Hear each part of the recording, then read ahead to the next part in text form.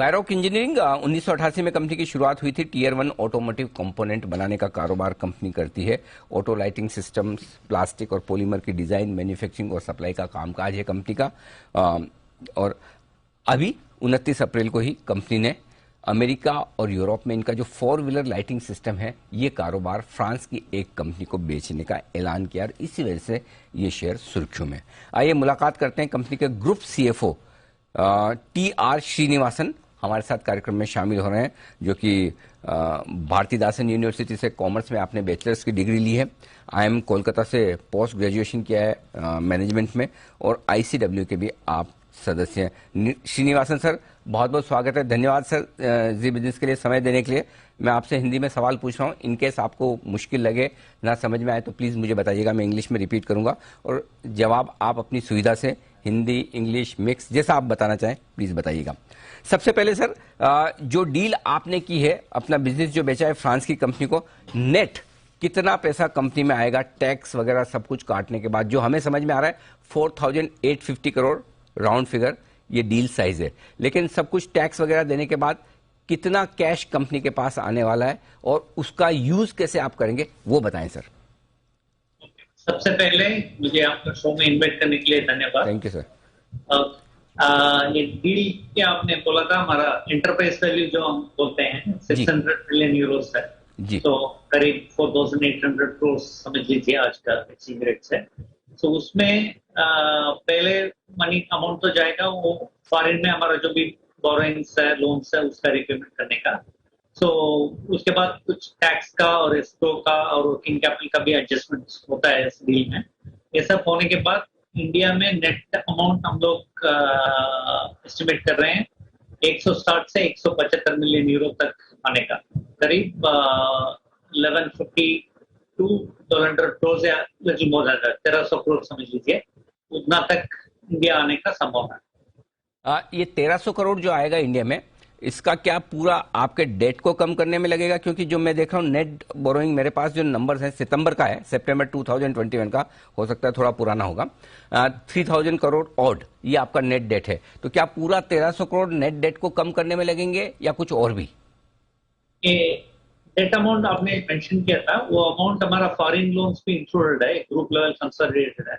सो सबसे ज्यादा तो हमारा बोरोइंग्स फॉरेन में है 2000 करोड़ से ऊपर।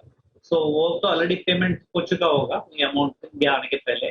सो इसलिए इंडिया में जो बोरोइंग्स है करीब समझ लीजिए 900 से 1000 करोड़ के बीच में होगा। सो उसमें जो भी हाई कास्ट बोरोइंग हमारा, तो उसका हम लोग पहले रिपेमेंट करने के लिए हमारा प्लान है। सो उसके बाद थोड़ा बहुत जो भी चीपर लोन्स है, मतलब वर्किंग कैपिटल टाइप का, वो तो हम रखेंगे। ऐसा नहीं है जीरो, टोटल जीरो हो जाएगा।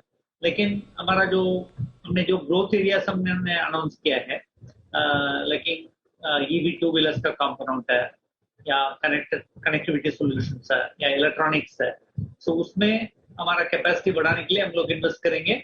और लास्ट में शेयर होल्डर्स का जो लास्ट पिछले 2 साल से हमने डिविडेंड पेमेंट नहीं किया है, जब से कोविड स्टार्ट हुआ है, उसका दोबारा डिविडेंड पेमेंट स्टार्ट करने के बारे में भी हम लोग विचार करेंगे। So perfect. सो जो मैं समझ रहा हूँ सर, लगभग 300 करोड़ रुपए आपके पास बचेगा, राइट? और 300 करोड़ सामने आपके वैसे बैंक बैलेंस भी आपका 300 करोड़ 350 करोड़ है, तो क्या ये 300 करोड़ जो बचा हुआ है ये डिविडेंड में यूज करेंगे? ये भी मिक्स ऑफ यूज होगा, मतलब तो डिविडेंड में भी हो सकता है, इन्वेस्टमेंट रिकमेंड भी रहेगा। जैसा मैं बोला था, लोन भी एकदम जीरो तो नहीं करेंगे, लो कास्ट लोन तो हम लोग रखेंगे वर्किंग कैपिटल के लिए। सो 1300 करोड़ से 500-600 करोड़ लोन रिपेमेंट में जा सकता है, बाकी अमाउंट इन्वेस्टमेंट और डिविडेंड के लिए हम लोग। ओके, तो 1300 करोड़ बचेगा, 500 करोड़ करीबन आप 600 करोड़ रिपेमेंट कर सकते हैं डेट, 600-700 करोड़ ये, और थोड़ा बहुत जो आपके पास 300 करोड़, यानी कि 1000 करोड़ आपके डिस्पोजल पर रहेगा ब्रॉडली, ये मैं मान के चलता हूं। अब सर बताइए, ये बिजनेस तो गया, जो बचा हुआ बिजनेस है वैरोक का, जो बाकी का बिजनेस है, उस बिजनेस का रेवेन्यू कितना है, उसका ऑपरेटिंग प्रॉफिट या प्रॉफिट, टोटल नेट प्रॉफिट कितना आता है? तो एक अंदाजा हम लगा पाए कि कंपनी के पास अब कितना बिजनेस बचा है, जरा उसका अंदाजा दीजिए सर।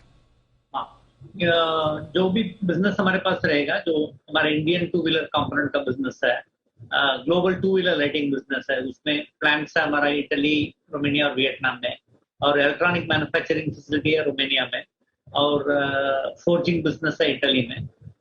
ये सब मिला के इस साल हमारा रेवेन्यू 6,500 to 7,000 करोड़ तक हो सकता है इस साल का, वो हमारा एस्टिमेट है। और हमारा इबिटा मार्जिन करीब करीब डबल डिजिट का लेवल तक रहेगा इसका, 9 to 10% का लेवल। ओके सर, जो मेरे पास नंबर्स हैं वो ये कि शायद रेवेन्यू आपका बचा हुआ जो बिजनेस है टू व्हीलर का, उसका 3,000 करोड़ के आसपास का रेवेन्यू है, शायद मार्जिन 7% के आसपास, क्या ये सही है?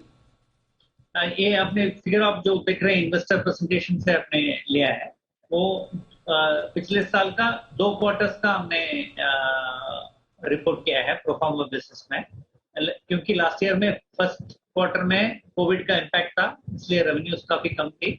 सो Q2 और Q3 का रेवेन्यू जोड़ के हमने बताया है।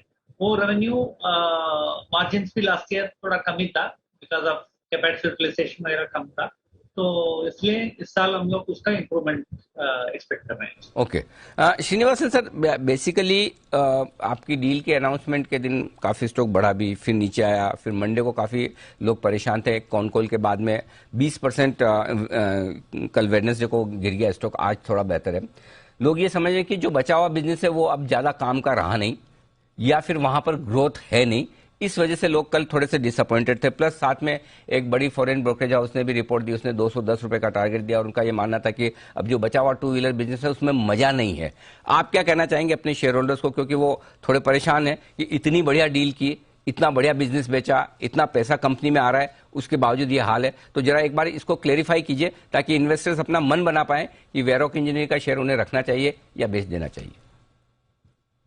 कि आप देखेंगे तो एक ब्रोकरेज तो नेगेटिव रिपोर्ट इश्यू किया जैसा हमने बताया, लेकिन 3 ब्रोकरेज 1050 का भी टारगेट है और मेरे ख्याल से और 210 का भी टारगेट है, तो हम खुद कंफ्यूज है किसको माना जाए। आउट ऑफ 4 रिपोर्ट्स में जो देखा अभी तक, उसमें 3 पॉजिटिव है, 1 नेगेटिव है जी। तो जजमेंट तो मैं आपके ऊपर या मार्केट के ऊपर छोड़ूंगा, रिपोर्ट को मानते हैं क्या मैसेज से जाते हैं जी। लेकिन इस तक हमारा आउटलुक है, जो भी हम लोग अभी बिजनेस है जो टू व्हीलर कंपोनेंट है इंडिया में, टू व्हीलर 3 व्हीलर फोकस्ड है, उसमें बहुत ग्रोथ पोटेंशियल है। अभी भी आप देखेंगे तो टू व्हीलर का पेनिट्रेशन इंडिया में बहुत कम है, तो उसका आगे बहुत स्कोप है इंप्रूवमेंट होने का। वो टेम्परली वो थोड़ा मार्केट ग्रो नहीं हो रहा है, इसलिए बिकॉज ऑफ कोविड है या कास्ट ऑफ ओनरशिप थोड़ा बढ़ गया लास्ट पिछले 2 साल से, इसकी वजह से। लेकिन आगे ग्रोथ प्रोस्पेक्ट्स है। अभी ईवी टू व्हीलर का भी बहुत हाइप हो रहा है, अभी बहुत एक्साइटमेंट है कंज्यूमर के ऊपर, वो भी ग्रोथ में कंट्रीब्यूट करेगा। तो इसलिए प्लस जो एरियाज हमने मेंशन किया है, ईवी कंपोनेंट्स, इलेक्ट्रॉनिक्स और कनेक्टिविटी सोल्यूशन, उसमें भी ग्रोथ पोटेंशियल बहुत ज्यादा है, इसलिए हमने उसमें इन्वेस्ट करने के लिए डिसाइड किया है, तो लाइटिंग बिजनेस डाइवर्स किया है। सो हमारा पूरा उम्मीद है कि ग्रोथ पोटेंशियल डेफिनेटली हाई है, हम लोग डबल डिजिट में ग्रोथ आगे कर पाएंगे। तो डबल डिजिट में आगे ग्रोथ रहेगी और जो बचा हुआ बिजनेस है उसको भी ट्रैक पर लाकर अच्छी ग्रोथ दिखाएंगे। चलिए सर, उसका इंतजार रहेगा। आई एम श्योर कि डेट फ्री होने के बाद कंपनी की बैलेंस शीट थोड़ी सी वैसे भी इंप्रूव होगी, आपकी कॉस्ट बचेगी, इंटरेस्ट कॉस्ट बचेगी, प्रॉफिटेबिलिटी इंप्रूव होगी, और बचे हुए बिजनेस पर अगर आप अच्छे से फोकस कर पाएं तो बहुत बढ़िया। धन्यवाद सर जी बिजनेस को समय देने के लिए और अपनी डील पर विस्तार से बात करने के लिए। Thank you.